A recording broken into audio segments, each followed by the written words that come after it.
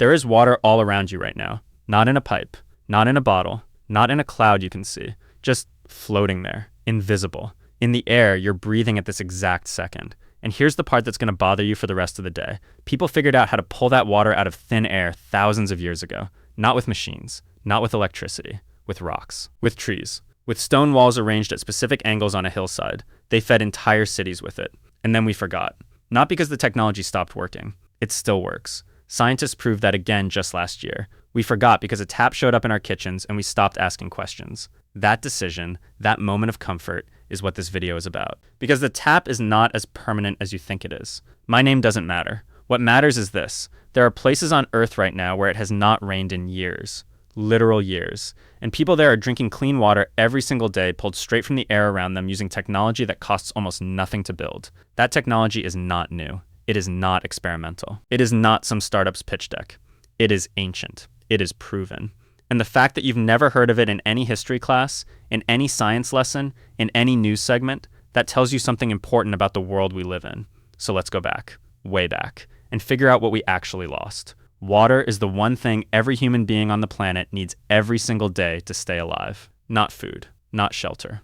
Water first. You can survive weeks without food. You cannot survive more than 3 days without water. Your body knows this. That's why thirst is one of the most powerful feelings a human can experience. And for most of human history, most people on Earth did not have a tap. They did not have a well that worked all year. They did not have a river nearby that was clean and reliable. They had what the land gave them. And in huge parts of the world, the deserts, the coastal mountains, the dry highlands, the land gave them almost nothing. So what did they do? They looked up. Not at the sky exactly. At the air itself. At the fog that rolled in off the ocean at dawn. At the dew that appeared on every blade of grass before the sun got too high. At the droplets forming on cold surfaces overnight without anyone doing anything to make them appear. They watched. They experimented. They built things. And they solved one of the hardest problems a civilization can face. How do you get enough water to survive in a place where it almost never rains? The answer they found is so simple, it almost feels like a joke when you first hear it. You collect what's already there. Before we get into the civilizations, you need to understand what's actually happening when dew forms or fog rolls in. Because once you understand the physics, everything else starts to make sense. Air carries water. Not liquid water you can see or touch. Water vapor. Invisible. Just molecules of H2O mixed in with the nitrogen and oxygen you breathe every second of your life. The amount of water vapor air can hold depends entirely on temperature. Warm air holds a lot. Cool air holds much less. So when warm, humid air hits something cold. A surface, a leaf, a rock, a piece of mesh. It can't hold onto all that moisture anymore. The water has nowhere to go. So it lets go. It condenses out. Tiny droplets form on the surface, find each other, merge, get heavy, and gravity pulls them down. That temperature where air has to let go of its water, that's called the dew point. And every single night, all over the world, in almost every climate on Earth, the temperature drops toward that dew point. That's why there's dew on your car in the morning. That's why a cold glass of water gets wet on the outside on a humid day. That's why spider webs sparkle in the morning light. They've been collecting water all night long without any spider doing anything special to make it happen. The atmosphere right now, wherever you're watching this, is carrying water. A lot of it. Scientists have calculated that at any given moment, our atmosphere holds roughly 37 million billion gallons of fresh water in vapor form. That number is so big it stops making sense.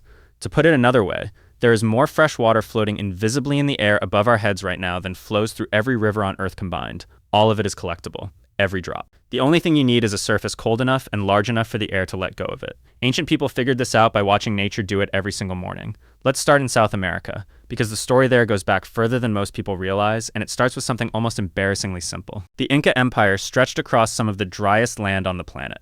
Parts of the Atacama Desert, which runs along the western coast of South America, receive less than 1 millimeter of rainfall per year. That's not a typo. Less than 1 millimeter. The Atacama is technically the driest non-polar desert on Earth. It has areas where it has not rained in recorded history. And yet people lived there. Communities thrived there. How? The Incas noticed that trees collected water. Specifically, that moisture from the coastal fog that rolled in from the Pacific Ocean would condense on leaves and drip to the ground below, watering the soil even on days with zero rainfall. So they started placing buckets and containers under trees deliberately to catch that runoff. Then they started selecting which trees to grow and where to grow them based on how much water they collected. They were essentially farming the fog using living infrastructure.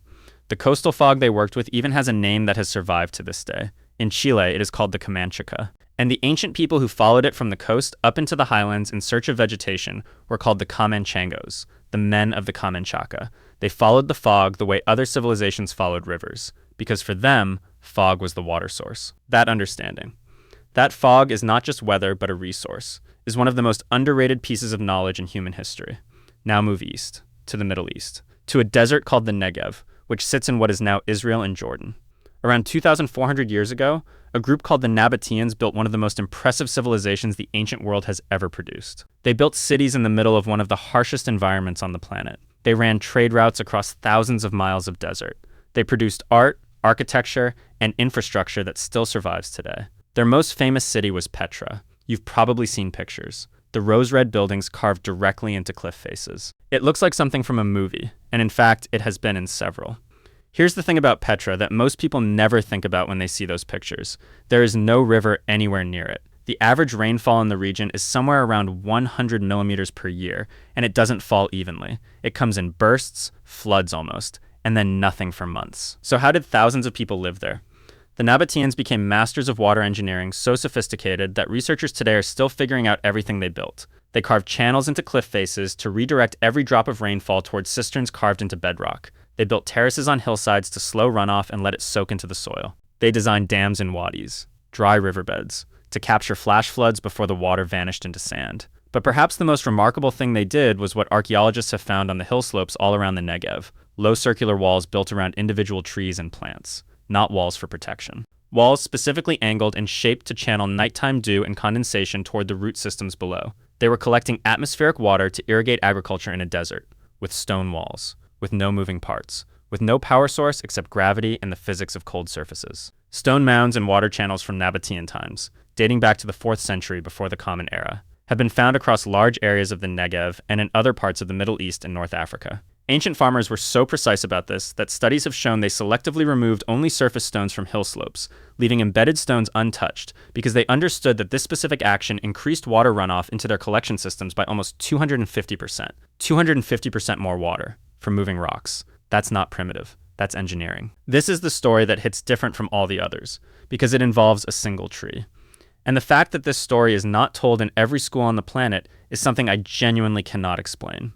On the island of El Hierro, the smallest of the Canary Islands off the northwest coast of Africa, there once lived a group of indigenous people called the Bimbashes. El Hierro is a volcanic island, dramatic cliffs, dense forests in parts, and almost no freshwater sources, no rivers, very little rain. The Bimbashes survived because of one tree. They called it the Garoé. It was a large till tree, a type of laurel, positioned in the highlands of the island where the trade winds from the Atlantic would flow through every day. Those winds carried moisture from the ocean.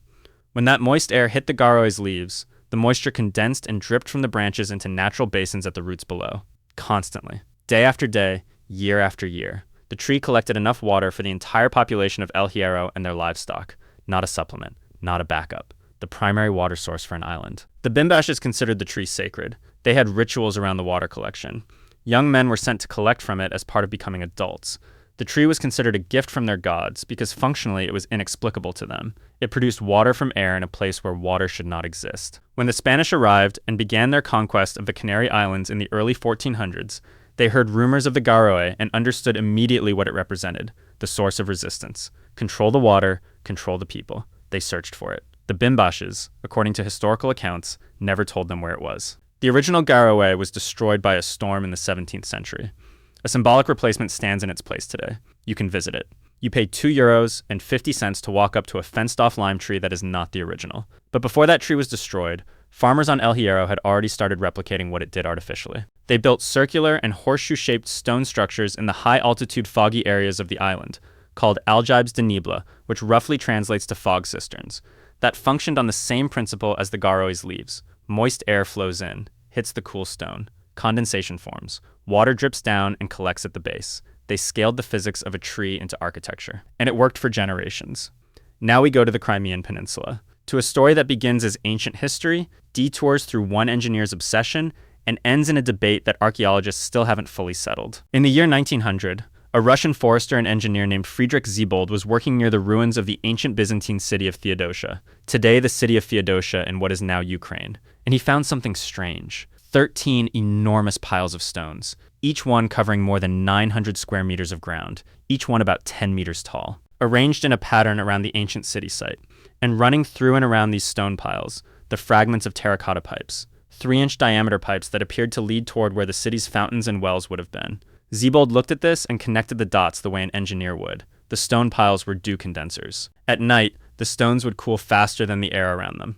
Moist air would flow in, hit the cool stone surfaces, condense, drip down, flow through the terracotta pipes, and supply the city with fresh water. He calculated that if he was right, each one of those stone structures would have produced more than 55,000 liters of water per day. He built one to prove it. A cone of beach, pebbles 20 meters wide at the base, 8 meters across at the top, with a concrete collection bowl underneath and a pipe leading away from it.